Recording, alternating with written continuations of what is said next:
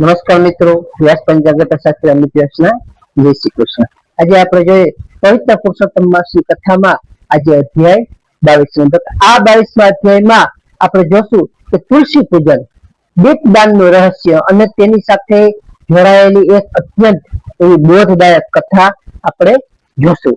તો પુરુષોત્તમ મહાત્મ્ય 22મા અધ્યાયમાં તુલસી પૂજન, દીપદાનનો મહિમા અને ગુણનિધિની કથા આવે છે. આ કથામાં જોઈએ તો નારદજી દીપદાન અને તુલસી પૂજન અંગે ભગવાન નારાયણને પ્રશ્ન કરે છે. 21મા અધ્યાયમાં આપણે તીર્થ સ્નાનનો મહિમા સાંભળ્યા પછી દેવર્ષિ નારદજીએ ભગવાન નારાયણને પૂછ્યું, હે પ્રભુ, આપે પૂર્વ અધ્યાયોમાં પુરુષોત્તમ માસ દરમિયાન દીપદાન, દીવો પ્રગટાવવો અને તુલસી પૂજન કરવાનો ભારે મહિમા ગાયો છે. કૃપા કરીને મને તે વિસ્તારથી સમજાવો કે આ મહિનામાં તુલસીની પૂજા કરવાથી અને પ્રભુ સમક્ષ દીવો પ્રગટાવવાથી મનુષ્યને કેવું ફળ મળે છે અને શું ભૂતકાળમાં કોઈ અજ્ઞાની જીવને પણ આનાથી મુક્તિ મળી છે? મને કોઈ સુંદર તમે એવો સારો દ્રષ્ટાંત આપો.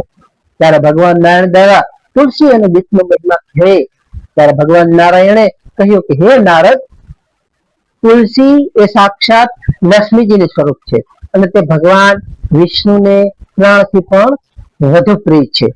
પુરુષોત્તમ માસમાં જે મનુષ્ય રોજ સવારે તુલસી ક્યારા પાસે જઈ જળ ચડાવે છે, તેની પરિક્રમા કરે છે અને સાંજે ત્યાં ઘી કે તલના તેલનો દીવો પ્રગટાવે છે, તેના ઘરમાં તમામ વાસ્તુ દોષ અને ત્યાંની નકારાત્મક ઉર્જા હંમેશા માટે નાશ પામે છે.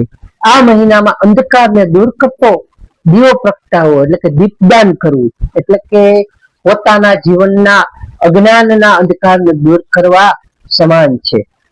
આ મહિમા સમજાવવા હું તમે પ્રાચીન કાળનો એક મહાપાપી બ્રાહ્મણ પુત્ર ગુણનિધિની કથા સંભળાવું છું તેવું ભગવાન કહે છે. ત્યારે આપણે જોઈએ કે ગુણનિધિ બ્રાહ્મણની કથા આગળ આપણે જોઈએ કે ભગવાને કથાનો પ્રારંભ કરતા કહ્યું કે પ્રાચીન સમયમાં એક નગરીમાં હરિદત્ત નામના પરમ જ્ઞાનીઓ બ્રાહ્મણ રહેતા હતા. તેમનો એક પુત્ર હતો જેનું નામ ગુણનિધિ હતું. નામ ગુણનિધિ હોવા છતાં તેનામાં એક પણ ગુણ ન હતો. તે કુસંગતમાં પડી ગયો હતો. ચોરી કરતો, જુગાર રમતો, સદા અધર્મ રસ્તે ચાલતો હતો. તેના પાપોથી કંટાળીને તેના પિતાએ તેને ઘરની બહાર કાઢી મૂક્યો.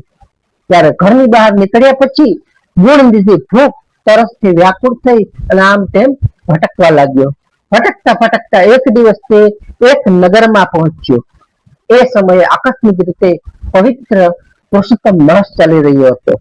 નગરમાં એક ભક્ત ભગવાન વિષ્ણુના મંદિરમાં રાત્રિએ જાગરણ અને પૂજા કરી રહ્યા હતા. રાતના જાગરણ અને ત્યાં પૂજા કરતા હતા.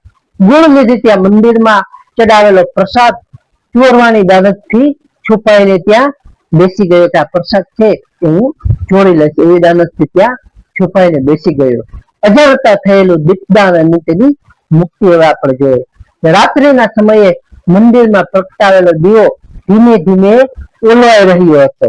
એમાં ઘી ખલાસ થઈ ગયો એટલે દીવો ઓલવાઈ રહ્યો હતો. તેથી જ્યોત શાંત થઈ રહી હતી. ગુણનિધિને પ્રસાદ ચોરવા માટે અંધારામાં કાંઈ દેખાતું નહોતું. તેથી તેણે દીવાની વાટને સરખી કરવા માટે પોતાના વસ્ત્ર એટલે પહેરેલા કપડાનો એક નાનકડો ટુકડો ફાડી તેની વાટ નવી વાટ બનાવી અને તેમાં એ દીવામાં મૂકી જેથી દીવો ફરીથી તેજસ્વી રીતે પ્રગટ થાય. તેણે આ કાર્ય ફક્ત પ્રસાદ ચોરવા માટે જ કર્યું હતું. પરંતુ પુરુષોત્તમ માસના પ્રભાવથી ભગવાનના મંદિરમાં ઓલવાતો દીવો ફરીથી પ્રગટવા લાગ્યો. એટલે એ એક મહાન દીપદાન બની ગયો. થોડી જ વારમાં નગરમાં રક્ષકોએ તેને ચોરી કરતા પકડી લીધો અને તેને ત્યાં જ તેનું મૃત્યુ થયું. જ્યારે યમરાજા દૂતો ગુણનિધિના આત્માને લેવા આવ્યા ત્યારે સાક્ષાત ભગવાન વિષ્ણુના દૂતો એટલે કે વિષ્ણુ દૂતો ત્યાં પ્રગટ થયા અને વિષ્ણુ દૂતોએ કહ્યું કે આ મનુષ્ય ભલે આખી જિંદગી પાપ કર્મ કર્યા પણ અંત સમયે પુરુષોત્તમ માસમાં એણે ભગવાનના મંદિરમાં દીપદાન કર્યું છે, તેથી તેના બધા પાપો બળી ગયા છે. વિષ્ણુદૂતો ગુણનિધિને દિવ્ય તેના વિમાનમાં બેસાડી પ્રભુના ધામમાં લઈ ગયા. આમ અધ્યાય 22 નો આપણે બોધ જોઈએ તો કે દીપદાનનો પ્રભાવ અજાણતા અને સ્વાર્થ માટે કરેલું દીપદાન પણ જો આટલું મોટું ફળ આપી શકતું હોય તો જે ફક્ત સાચા હૃદયથી આખો મહિનો દીપદાન અને તુલસી પૂજન કરે છે તેની પુણ્યની તો કોઈ કલ્પના જ થઈ શકતી નથી. માટે પ્રભુની દયા ઈશ્વર ભક્તિની નાની એવી સદભાવનાને પણ બહુ મોટી ગણે છે. આગળના હવે આપણે 23મા અધ્યાયમાં ભગવાન નારાયણ પુરુષોત્તમ